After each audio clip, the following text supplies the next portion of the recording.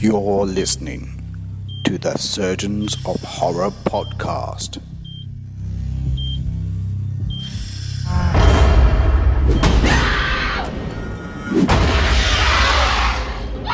Yeah. Yeah. So the next bit is the next kind of section is where the family moves into the hotel. Yeah. And it's closing day, and this is where we get to meet Dick. And this is where we find out that Dick is also telepathic and has the ability to shine when he talks about the ice cream. How'd you like some ice cream, Doc?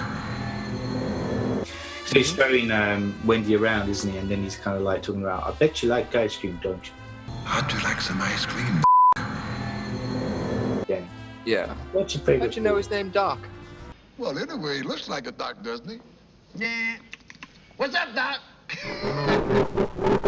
Yeah. Well, I just suppose you're a doctor, don't you? You have your MD? Yeah. That's right. Hello, I'm Shelley Duvall. Shelley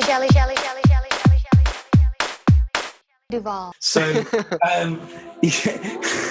Well, even within that, I was going to say, I guess I'm jumping a little bit forward. That's fine, mate. As we get into the throes of whatever is happening in the hotel. There's a conspiracy about a certain jumper that Danny's wearing when he's playing in the hallway. yeah, It's an Apollo 11. that's right. And apparently it's supposed to be a pretty popular conspiracy Yeah, theory. this is the one I knew about. Yeah. So like that apparently Stanley Kubrick, like the Apollo 11 moon landing didn't actually happen, and it was actually Kubrick was employed by NASA to shoot the whole thing and kind of make out that it was real. Fake moon landing, take one. All right, in this scene, you're on the moon and it's real and we're fooling America and action! See? Stanley Kubrick just shot a guy jumping around on set and then they played it back on TV. Sorry, but given the filmmaking and lighting technology at the time, that actually wouldn't have been possible. And supposedly, in the making of The Shining, this was Stanley Kubrick's way of telling the world that he was responsible for that, and that, but his hands are tied. So he kind of was it was his only way of kind of being able to kind of tell everyone that he was behind it. With clues like a big fuck off jumper that says Apollo 11 on it. Yes, exactly. But again, if you watch 237, it'll go into I think more about what the tiles represent, and also about the room was supposed to be 217, but they changed it to 237. That's right. Yeah, the distance from the moon to Earth is 237,000 miles. Yeah, miles. Right. Yep. Yeah. And the moon, the mean distance of the moon from the Earth is exactly 237,000 miles. So he changed that so that you would understand that this was the moon room. Exactly, but it's actually more like 855 miles. Yeah, that's it. That's right. Yeah. Yeah. But there was actually another theory as well about the room numbers, thinking that they said that they had a room. What was it in the book? It was a different number in the book, was it? Yeah, I'm sure it was 217. Yeah, because they said it was 217, that was the room, and they said, no, we have a 217, make it a room we haven't got, and so they made it 237. That's bullshit, apparently. Yeah, that's right. That's right. That was my understanding of it as well. No, that's actually not true. If you call the Mount Hood Resort and you ask for room 217, you will find there is no such room. Just bullshit. I call bullshit. Hello, I'm Shelley Duvall. Hello, I'm Shelley Duvall. Hello, I'm Shelley Duvall. Hello, I'm Shelley Duvall. Hello, I'm Shelley Duvall. Hello, I'm Shelley Duvall. Hello, I'm Shelley Duvall. Hello, I'm Shelley. Hello, I'm Shelley. Hello, I'm Shelley. Hello, I'm Shelley. Hello, I'm Shelley Duvall. Hello, I'm Shelley Duvall. So I don't know if that's going to get annoying. Probably. No, never. Never. I say never.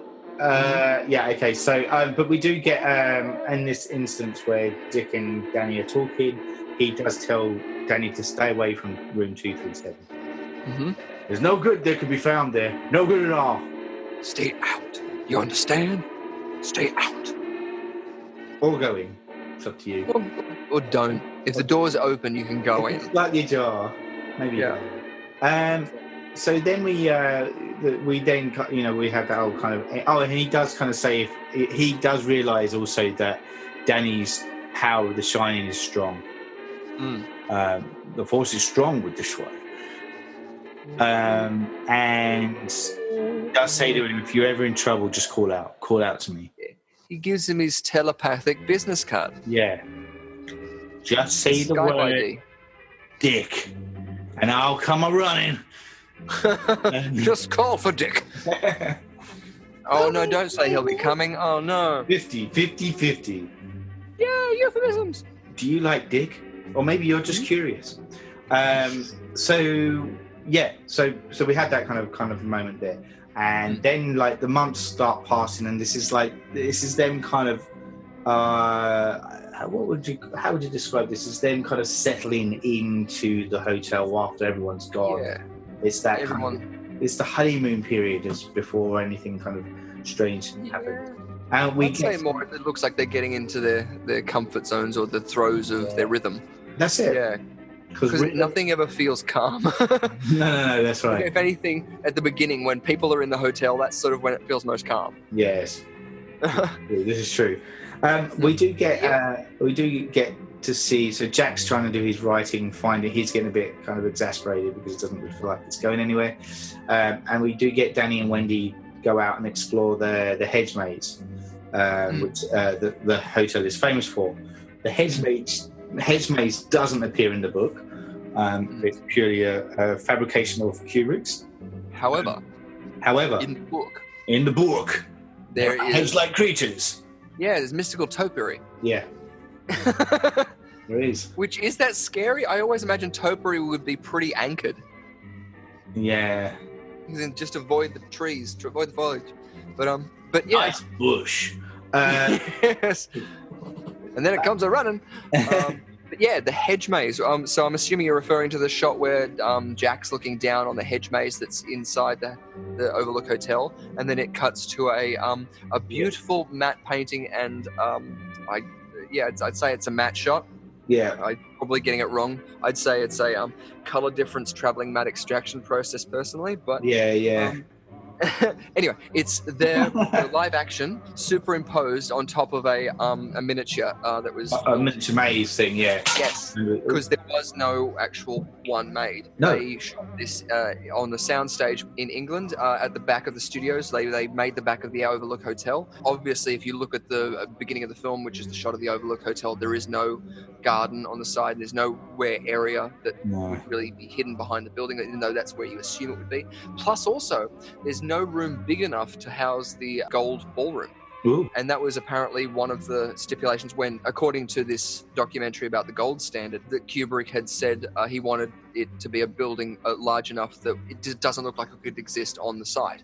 And that's where could possibly be, where I brought up before about the architecture, could be some sort of other thing that could be said about Kubrick trying to design some sort of, what's the word, Winchester House type. Yeah, sure. Yeah. I mean, I kind of dig that as far as the ballroom's concerned. Even though that's in the book, there is a ballroom, but I like in the world of Kubrick's vision, I like the idea of it almost being like a Narnia-esque portal that is there purely to lure Jack to a place that would sell liquor and turn him, because that's essentially how the hotel gets a hook on, particularly in the book. But also in the film, is a way that the hotel is able to get a hook into Jack's character and his weakness being alcohol, is to ply him with alcohol and have its little way with him.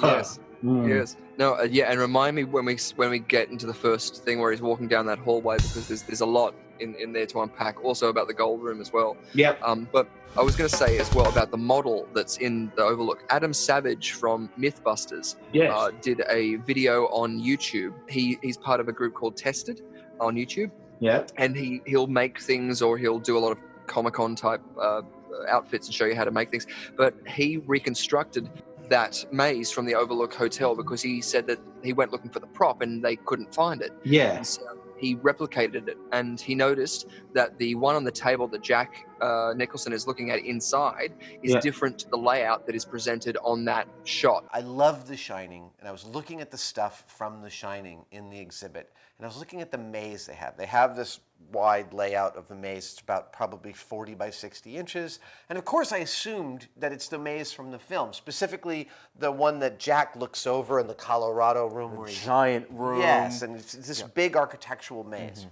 And I went home and I looked up the maze from the movie, and the one from the movie isn't remotely. The one in the exhibit has nothing to do with the one in the movie. I know that someone built this and they spent time in it, and I don't want to deride their work because I also know that the exhibit is like, it's not like they've got all the money in the world, but this maze, from my standpoint, just does not do justice. You're incredulous that was actually a part of the production. It's not part of the production. There's no way it was part of the production. None of the layouts are the same as the movie. The entrance is on the long side, when in the movie, the entrance is on the short side of the maze, which is rectangle.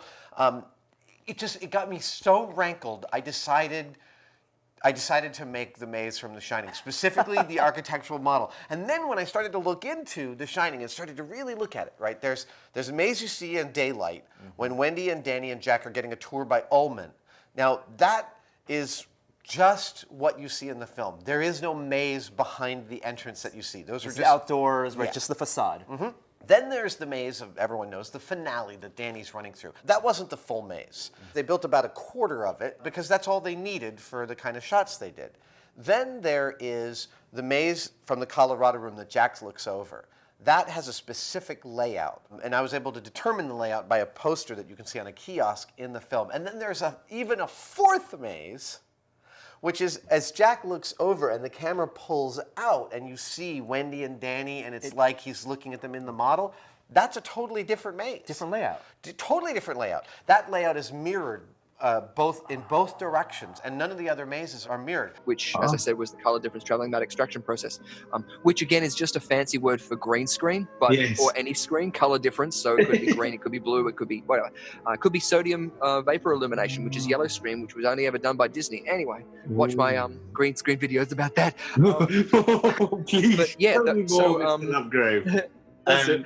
Adam Savage ended up building that. So if you go over to Tested, you can see how he both built that, and I think it's traveling now in the Kubrick exhibition, which travels. So, yeah, they've hired that from that because it's accurately done. But again, that set, anytime you see them walking through the maze itself, interior, it was inside a sound studio, lit and done that way. And apparently you see, again, in the making of The Shining, a quick little drawn map done of it, and apparently people kept on getting lost in there. But yeah, it's architecture and design was obviously an important point when Kubrick was coming to these things, and so he was over prepared that everyone had these sets built, and yeah, he knew how he wanted his H.H. Holmes type hotel to be. The building that the press dubs the Murder Castle is the secret of Holmes's evil ingenuity. A hotel he engineers as a death trap for guests to enter and never leave. Features of the deadly design include a maze of sharp-angled dead-end hallways intended to disorient, walls lined with asbestos to muffle screams, a walk-in steel vault where victims are left to starve or suffocate, and gas chambers disguised as guest rooms with vents to pipe in poison gas. To dispose of the evidence, a hidden chute transports the bodies to a secret basement where Holmes melts tissue off bone in a pit of quicklime, strips flesh off skeletons at a dissection table, and incinerates any remaining traces in a high-heat furnace. A precision operation that lets Holmes escape detection while carrying out his dark deeds under the perfect cover. Yeah. That's right. Which, again, just makes me love it even more. But, yeah, sorry. No, I agree with that too. I completely agree with that. I think that is exactly what it does do. You know, part of the way I love the way some of the stuff is shot is the way that sometimes it's symmetrical, but when things start going a bit disarray, he just shifts it slightly off kilter so that it's no longer symmetrical. So from a viewer's point of view, we are also put off kilter when we watch it, and it has this kind of disturbing effect on you as you watch it. And it's a very simple technique, but it's done in a way that I feel really, really works for this film. The Shining is a novel about an alcoholic who is practicing white-knuckle sobriety. That is, he doesn't have any help. He's just decided on his own he's going to do it. And there's a scene in The Shining where Jack Torrance sort of hits his bottom and he says to his friend, I'm not going to drink anymore. It turned out to be one of the scenes that reviewers have picked over and over again to say it's one of the best scenes.